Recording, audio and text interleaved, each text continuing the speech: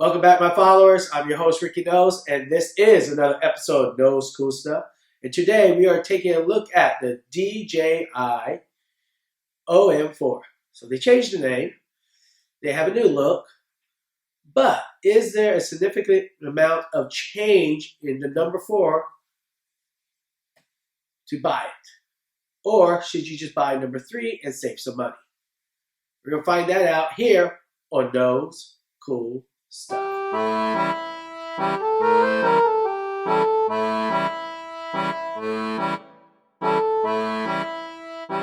All right, here's your DJI OM4.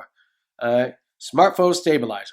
So they probably don't use gimbal because most people don't know what a gimbal is. All right, let's take a look on the side. Okay, so here's what you're getting inside the box. You're going to get the OM4. You're going to get a magnetic phone clamp. You're going to get a storage pouch. You're going to get the power cable. You're going to get the grip tripod.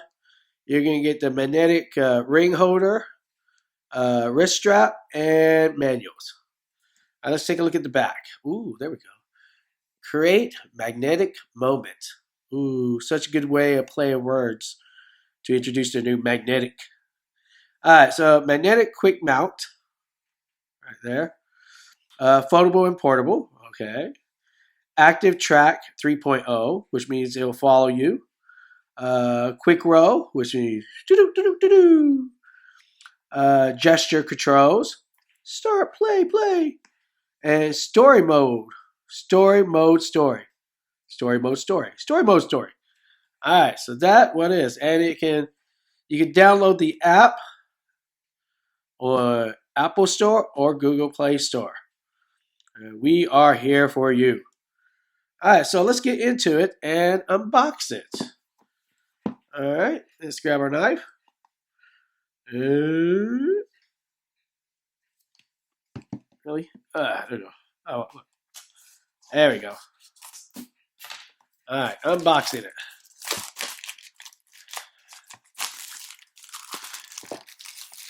All right, there we go. There's the box. And is the slide open? It's my first time. How does it open? I don't know how it opened. Oh, wait. There it goes. From the bottom? Okay, from the bottom. There we go. I'll hopefully edit all this out. All right, there we go. There we go. All right. So we take a look at the box right here. That's what it looks like. Showing you what to do. And we take a look down right here. Create magnetic moments. Let's open it. All right, so inside the box we have first one. All right, so this is to line up your phone. You put in the magnetic ring. All right. What else is in there? It says DJI, the future possible. OSMO. All right, what else is in here? This is probably, oh yeah, that's the manual. Heavy manual. Lots of reading. This side, we have, okay, so here's more of the like sticker things for the thing, for the magnet. See, I was worried about this. So we can see there's more magnetic strips right here. So I'm assuming for this, yeah, see. Because I was worried, if you stick this on your phone and you switch phones, can you take it off and reapply it? And apparently they gave you some extra one. Well, at least one extra one. Maybe 2. All right, so that's cool. All right, I was wondering, like, if I stick this on one phone, then I change phones, could that be a problem? All right, but they gave you some extra ones. Hopefully you can buy some extra ones too. All right, so there's your extra sticker. So if you have to switch phones. All right, let's see what else. Is there anything else in that box? More paperwork. And that's it. Okay. Put that to the side. All right, let's take a look at the next one. This is our pouch. Look at that. OSMO. Osmo DJ. So I guess they didn't want to use Osmo because a lot of people say, yeah, did you get that new Osmo? Osmo? Now they just call it OM. All right. And here is our unit. So here is the tripod. Cool. Here is your cable. Well, here's your strap. Here is your cable, which is USB-C to USB-A. Here is the jelly to keep it nice and fresh. Okay, here's the magnetic clamp. All right. This is a soft one. Oh, see, they even give you a replacement one. That's cool. So if this one wears down right here, you can put a new one on. Oh, isn't that very thoughtful? Isn't that special? Stretches pretty well, but I guess if you have a really big phone, that's not going to work. If you have a Galaxy Note Ultra, that's probably not going to work. All right. And here is our unit. Very compact and small. All right, very nice. All right, that's the unboxing. That's what you get inside. Pretty cool. Let's try to.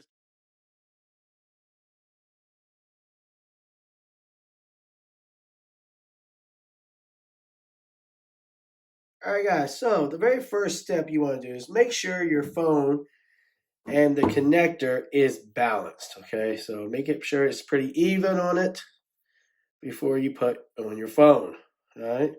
Second, make sure you download the app, all right? DJI Mimo, all right? Make sure you download that or it won't work with it, all right? So that is the first step. Make sure your phone is aligned and make sure you download the app. Then you attach it to the device, like so. All right, there you go. First step. All right, so now let's take a look. How do we power it on? So, right here, the M button, right there, that is the power on or power off. All right, you press it once to check battery level. All right, and press and hold to turn on the device. And there you go, turning on the device. All right, let's go to the next step. All right, guys, so the next step is joystick. So let's take a look at the joystick. All right, move the stick up and down to control the tilt. Okay, so you go up, down. All right, move the joystick left and right to control the pan axis. So, see that's moving. All right. Let's zoom back out so you can see the full effect. All right. So say up and down.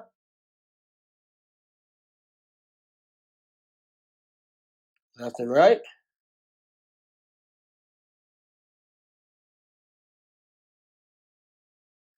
And that's what you do with the joystick. All right, so our next button is the little red button right here. This is called the shutter button. Now, if you press once, it will take a picture. It will also start or stop recording. Now, if you press and hold the button, it will do burst shooting when in photo mode. So let's try that out. All right, so press once, take one picture, hold, burst shots. So that's if you're trying to capture something really fast. All right, so that was, now you could also go to pan. Well, let's see, video. So if you do video, you press it once, it'll start the video. All right, press it again, stop the video. Now if you go to pan, you're gonna do panning, panorama picture. Now this is where probably work better outside, not inside, but if you press it just one time, it will start the process. See how it's doing the process. Pretty cool, huh? Now it will take a total of 9 shots all the way around.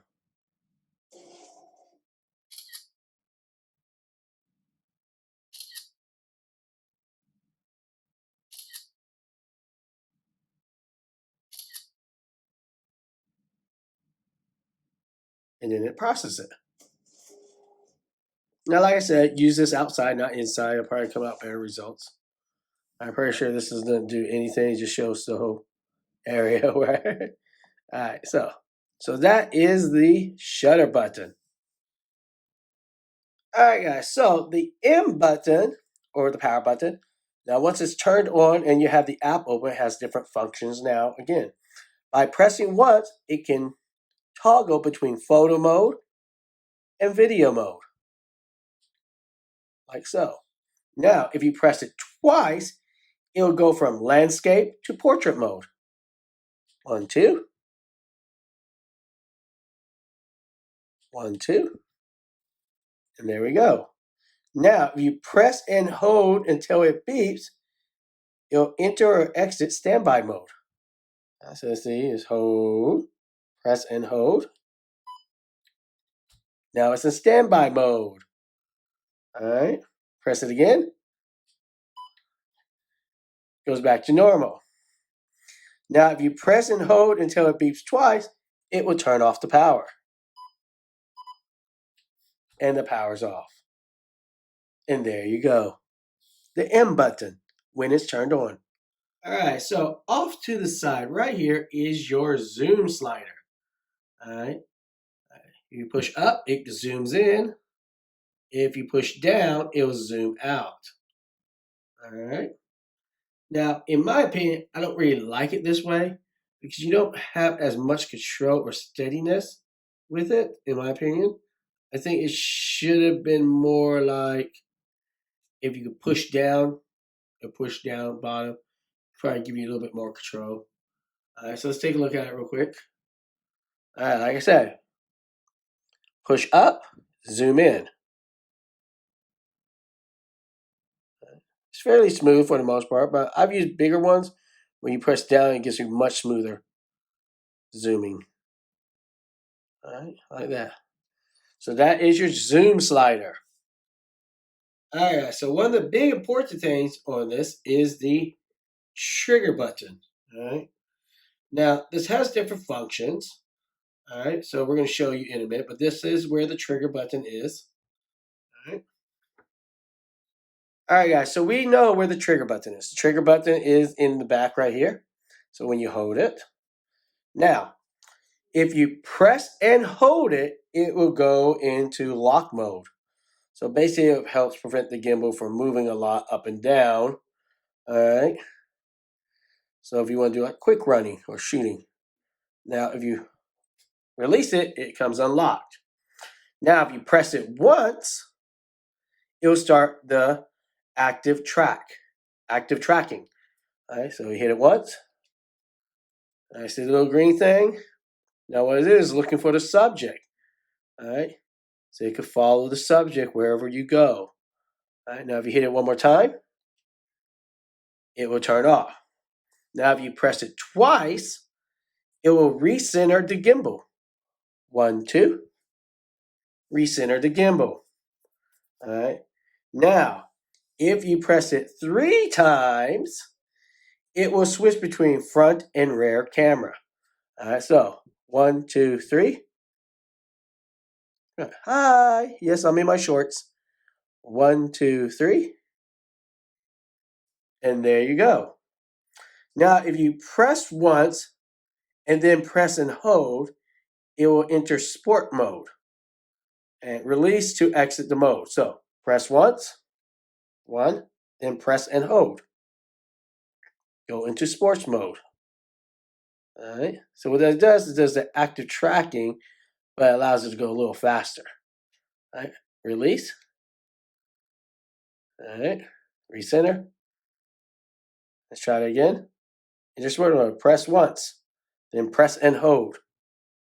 All right. So what that does is allow you to press it once, so you get the active tracking, and you hold it, and it allows it to move faster. All right, so that is the trigger button. All right, so one of the last thing is this little spot right here. This is where you connect your USB-C to charge it back up. And they also gave you the stand where you could just screw on at the bottom. All right, so this is a quick look at the OM4. All right, but now. All right, so we unboxed the DJI OM4. Now we're going to take it out for a spin and see how well it works and look at all the features. So, let's go.